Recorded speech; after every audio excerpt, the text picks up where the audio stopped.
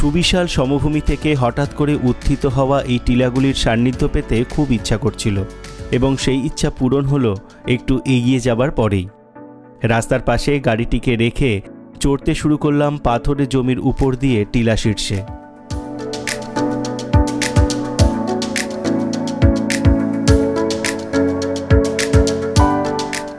এই ট্রিপে পাহাড় সমুদ্রের আলাদাভাবে মজা নিতে চাইলে চলে আসুন এই পথেই।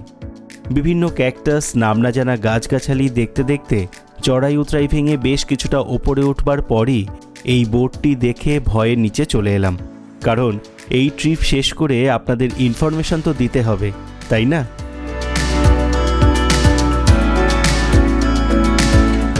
এরপর এমন একটি জায়গায় আমরা থামলাম, সেই জায়গাটির সৌন্দর্য না দেখলে তা বোঝানো অসম্ভব।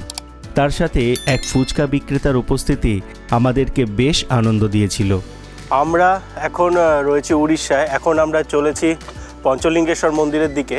তো সেখানে যেতে যেতে রাস্তায় একটা টিলা দেখে দাঁড়িয়ে পড়লাম, আর ঠিক সেই টিলার নিচে ফুচকাও পেয়ে গেলাম। আমরা এখন উড়িষ্যার ফুচকা কেমন হয় টেস্ট করার জন্য দাঁড়িয়ে পড়েছি।